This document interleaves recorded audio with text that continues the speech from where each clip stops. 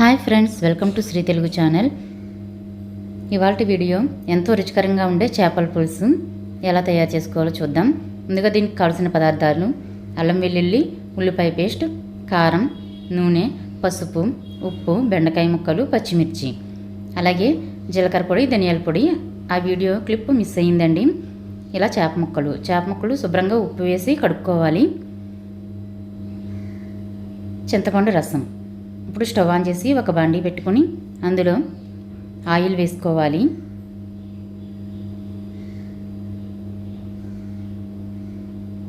Oil కాగిన తర్వాత అల్లం వెల్లుల్లి అలాగే ఉల్లిపాయ పేస్ట్ వేసుకోవాలి.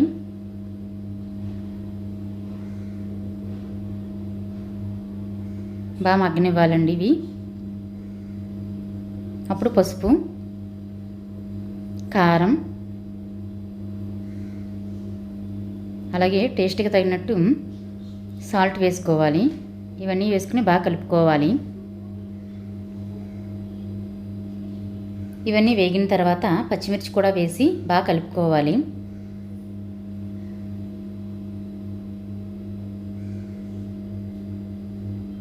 తర్వాత బెండకాయ ముక్కలు కూడా వేసేసుకోవాలండి.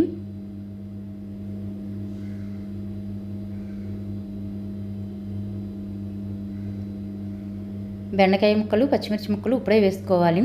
పులుసు వేసిన తర్వాత వేసుకుంటే అవి ఉడకవు, పచ్చిగా ఉంటాయి. మూత పెట్టి మగ్గించాలి. కొంచెం మగ్గిన తర్వాత ఒకసారి తీసి కలుపుకోవాలి. ఇప్పుడు చేప ముక్కలు వేసుకోవాలండి.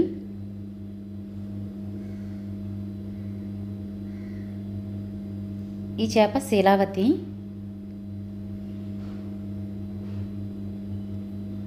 వేసిన తర్వాత ఒకసారి ఇవన్నీ పట్టీలాగా ఉప్పు కారం అవి కలుపుకోవాలి.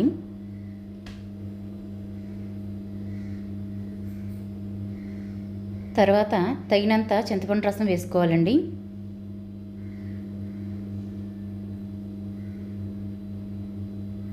కొద్దిగా వాటర్ కూడా వేసుకోవచ్చు. ఒకసారి బాగా కలుపుకోవాలి. కలిపిన తర్వాత మూత పెట్టి ఉడకనివ్వాలి. ఆ ఉడికినప్పుడు జీలకర్ర పొడి, ధనియాల పొడి వేసుకోవాలి. జీలకర్ర పొడి కొద్దిగా వేసుకోవాలండి, 1/2 టీ స్పూను. ధనియాల పొడి ఎక్కువ వేసుకోవాలి. ఉల్లిపాయ పేస్ట్ అవన్నీ మగ్గించినప్పుడు కూడా ఈ జీలకర్ర, ధనియాల పొడి వేసుకుని వేపేసుకోవచ్చు. అప్పుడే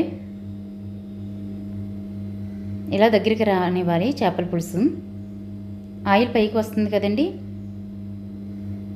ఇంకా ఉడికిపోయినట్టే దగ్గరికి వచ్చేసింది కాబట్టి ఇప్పుడు కొత్తిమీర అలాగే కరివేపాకు వేసుకోవాలి.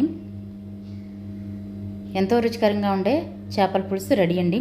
మీరు కూడా తప్పకుండా ట్రై చేసి చూడండి. దీన్ని ఒక డిష్లోకి సర్వ్ చేసుకోవాలి. ఈ వీడియో కనుక మీకు నచ్చినట్లయితే please like, share, subscribe Sri Telugu channel.